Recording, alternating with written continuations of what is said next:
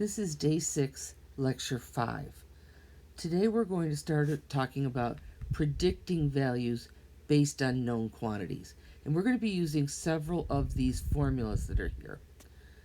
Present value and future value. I want you to look at those two formulas.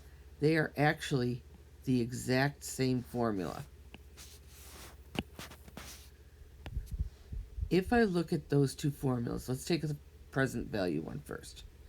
If I look at present value, it's future value divided by 1 plus r to the t. If I think of that as being over 1, and I cross multiply, I'm going to get f equals p times 1 plus r to the t. It's the exact same formula as future value, just written in a slightly different form. You may also see that formula written as A equals CB to the T, our exponential growth or decay formula. B simply represents that 1 plus R. C represents the initial value or where we are in the present tense. And A represents where we're going to end up or our future value. So these two formulas, you can memorize just the one, or you can think of all of them as being in that A equals CB to the T format. Then we have compound interest. When we're working with a bank account, they will put your interest in sometimes daily, sometimes monthly, quarterly, annually. You'll see all different types of rates. And when we do that, we're really paying interest on our interest. So we have to do the formula slightly differently. And that's this formula. N is going to be the number of times in 1 year that we add that interest on. And then R is still our rate, T is our time, and so on.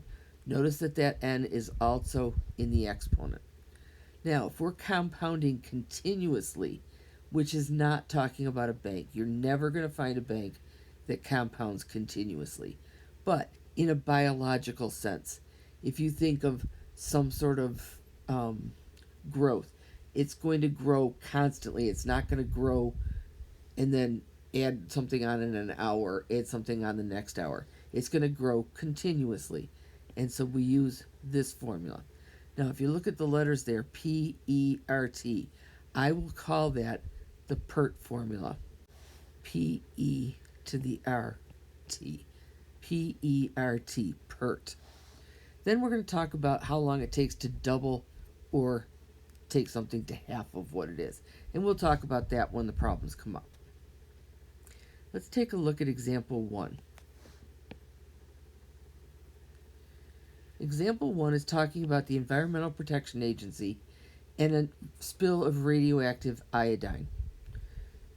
They tell us that the radiation level at the site was 2.4 millirems per hour. 2.4 millirems per hour. Now, the acceptable limit is 0.6 millirems per hour. This is our present value. This is the acceptable level.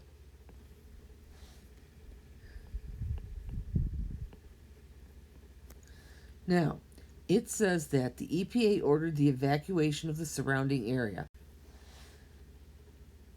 They want it to get down to 0.6 millirems before they let people live there again. The rate of that decay is K equals negative 0.004. Now, we've been using R to represent rate. Some textbooks will use K to represent rate. I'm not sure why they started doing that. But that's the same as R equals negative 0.004. If you think about changing that back to a percent, that's 0.4% per hour.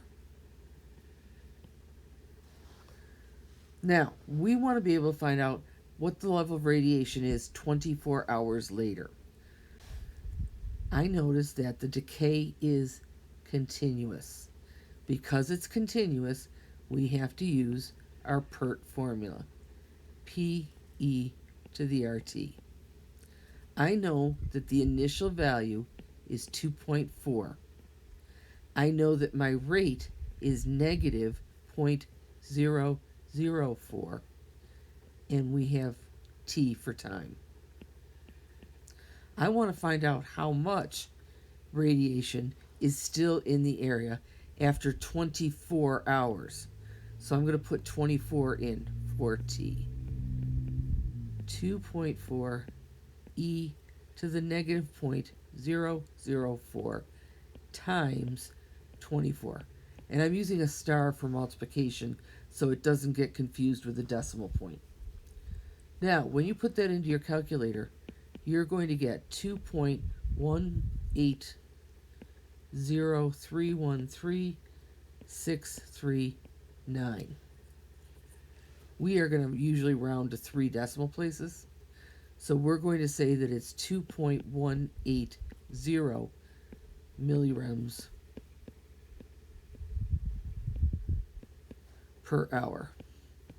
That's still a fairly decent amount of iodine. So after 24 hours, people won't be allowed to go back yet. Now, for Part B says that we want to find the number of hours later that it's reached the maximum acceptable rate, which is that 0.6 millirems per hour. So our formula was A equals P-E to the RT. We started out with 2.4. We want to go to 0.6. We know that our rate is negative 0.004, and that negative is important. That shows that we're decaying, and we want to solve for time. Now, that T is in the exponent. When a variable is in the exponent, we need to use logs. So the first thing we do is divide by that lead coefficient of 2.4. We end up with 0.6 over 2.4 is 1/4, or 0.25. E to the negative 0.004 t. That negative exponent, again, decay. We're going to use logarithms. So we're going to take the natural log of 0.25 equals the natural log of e to the negative 0.004 t, and our rule says that that exponent comes out in front. Natural log of 0.25 equals negative 0.004 t ln e. Notice I now have my t down on my baseline, so I can solve for it, and the natural log of e is just 1. So now I can just divide by negative 0.004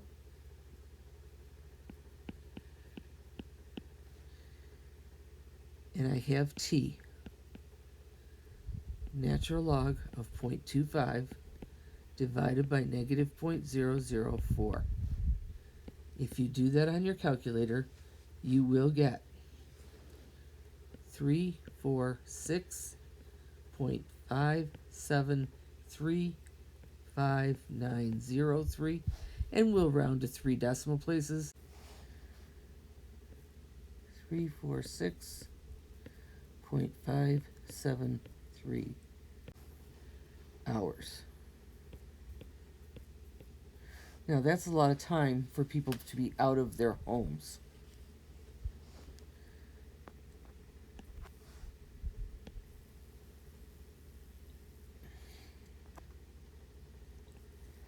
Question number 2. Question number 2 is talking about the population of Kenya, and it says that in 1984 there were 19.5 million people. And in 2009, there were 39 million. They said that the population increases exponentially and they want us to find a formula. Notice that the word continuous is not used here, so we're going to use our future value formula.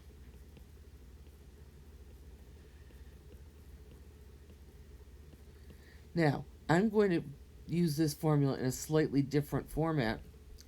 I'm going to think of 1 plus r as being b, and I'll use what looks like that formula.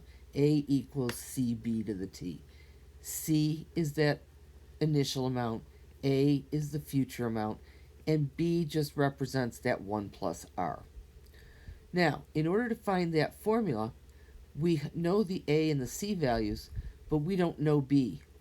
So we need to be able to find that. And we could find it if we knew T. Well, I do. I have the time from 1984 to 2009. That's 25 years. So I have time, I have the original amount, and I have the final amount. So I can use those things to find B. I know that the time is 25. I know that A is 39 and that C is 19.5. So 39 equals 19.5 B to the 25th power. Notice that B is on the baseline with my formula, not in the exponent, so we can't use logs.